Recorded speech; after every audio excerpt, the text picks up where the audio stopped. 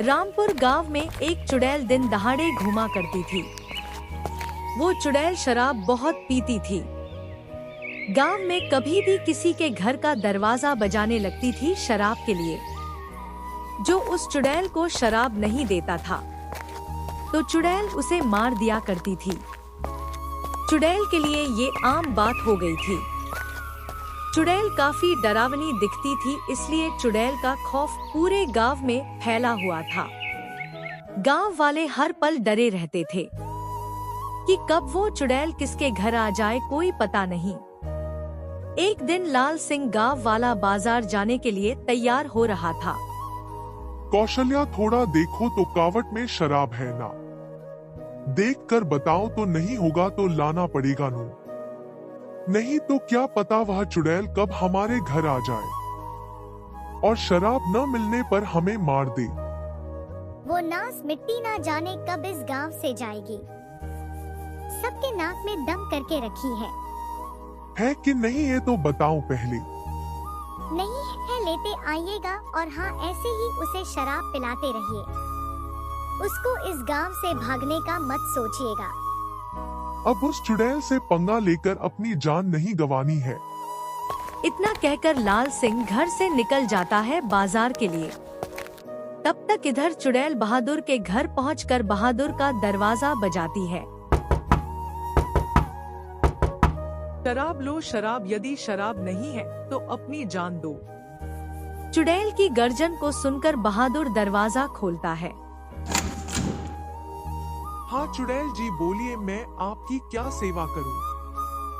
तू क्या सेवा करेगा मेरा? जा जल्दी से मेरे लिए शराब ला, नहीं तो मैं तुझे मार दूंगी। अरे नहीं नहीं, अभी लाता हूँ। बहादुर अंदर जाता है और एक शराब की बोतल लाकर अपने दरवाजे पर रख देता है और अंदर से दरवाजा बंद कर लेता है। मेरा शराब आ ही गया। शराब पी जाती है और वहाँ से चली जाती है। ऐसे ही चुड़ैल रोज ना रोज किसी के घर जाती और दरवाजा बजाती और फिर अंदर से शराब की बोतल लोग दे दिया करते थे।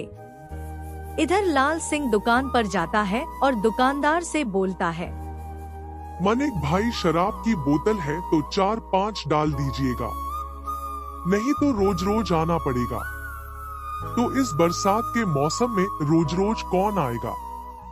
अच्छा लाल भैया, एक बात पूछूं आपसे, गुस्सा तो नहीं न होंगे? गुस्सा क्यों होगा, पूछो क्या पूछना है। आप जब भी मेरे दुकान पर आते हो 5 से 10 शराब की बोतल ले जाते हो। आप अकेले इतना शराब कैसे पी जाते हो इतना दिन में? अरे मनिक, शराब पीने को तो आदत मेरी दुश्मनों को भी ना लगे। वैसे भी मैं शराब ले जाता हूँ तो खुद थोड़ी पीता हूँ। जब आप नहीं पीते हो तो फिर किसके लिए ले जाते हो? अरे तुमको पता नहीं है, हमारे गांव में एक शराबी चुड़ैल रहती है और गांव में किसी के घर पर भी जाकर शराब मांगने लगते हैं और उस घर से शराब न मिलने पर उसे मार देती है। जब ऐसा है तो आप सब गांव वाले उस गांव को छोड़ क्यों नहीं देते हो? क्या मनिक, तुम भी गांव छोड़ देंगे तो रहने कहाँ जाएंगे? हाँ ये बात तो है। अब मुझे 2 नहीं तो घर जाने में देर हो जाएगी। लाल सिंह सारा सामान लेकर दुकान से निकलता है।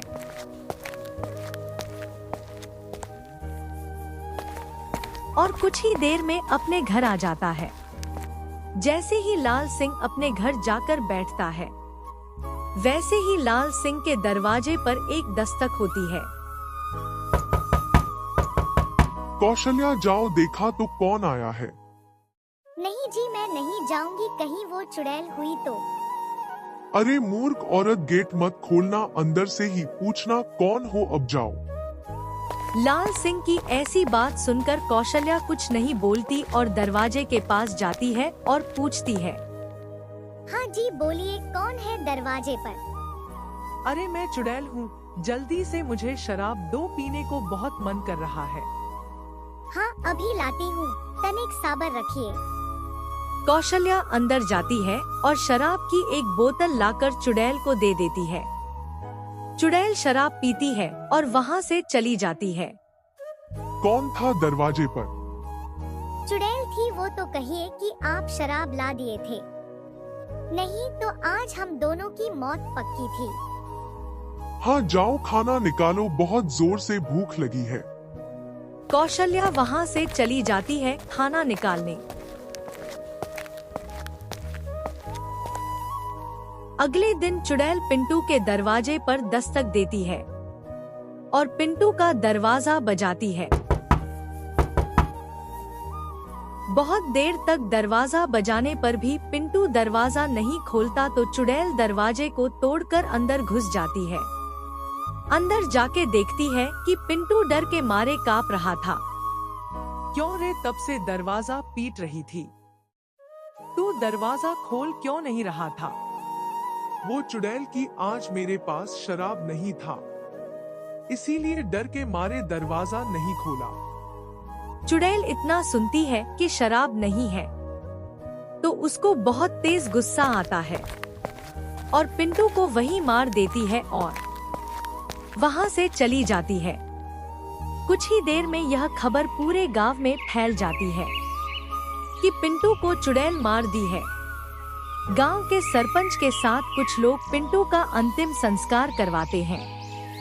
तभी लाल सिंह बोलता है, सरपंच जी, ऐसे हम लोग कब तक चुड़ैल को शराब पिलाते रहेंगे? ऐसे ही कुछ दिन और चला तो हम गांव वाले तो कंगाल ही हो जाएंगे। बात तो तुम सही कह रहे हो लाल सिंह, पर हम लोग उस चुड़ैल का सामना कर पाएंगे? आखिर कुछ तो करना पड़ेगा ना। हाँ लाल भैया, आप सही कर रहे हो।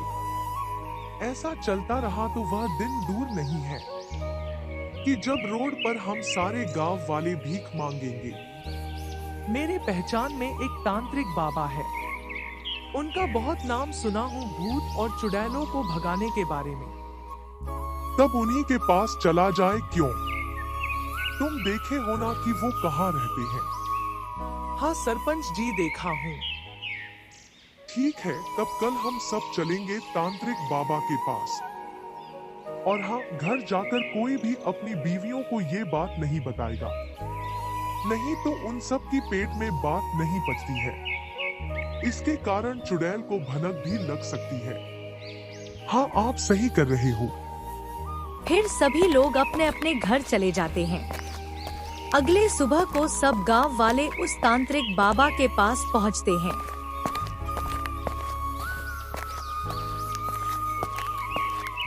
और सारी बात तांत्रिक बाबा को बताते हैं। सब में हामी भरते हुए सरपंच जी बोलते हैं, हाँ तांत्रिक बाबा, उस चुड़ैल ने पूरे गांव में आतंक मचा के रखी है। बहुत आशा के साथ आपके पास आए हैं हम सब गांव वाले। हाँ रुको, पहले देखने दो आज किसके घर आएगी, उसके बाद जैसा बताता हूँ तुम सब कर देना। फिर तांत्रिक बाबा आंख बंद करके ध्यान लगाते हैं कि चुड़ैल किसके घर आएगी। ध्यान लगाने के बाद तांत्रिक बाबा बोलते हैं, सरपंच जी, आज आपके घर चुड़ैल आएगी। ये इसमें गंगाजल है, एक बोतल में भरकर उस चुड़ैल को पिला देना। उसके बाद वो चुड़ैल उस गांव में नहीं दिखेगी। फिर वहाँ से गांव वाले वापस आ जाते हैं। फिर कुछ देर बाद चुड़ैल सरपंच का दरवाजा बजाती है। सरपंच जी दरवाजा खोले बिना ही बोतल बाहर डगरा देते हैं। चुड़ैल जैसे ही शराब समझ के गंगाजल को पीती है, वो जलने लगती है और कुछ ही देर में जलकर राख हो जाती है। उस दिन के बाद से शराबी चुड़ैल से सब गांव वाले आजाद हो गए।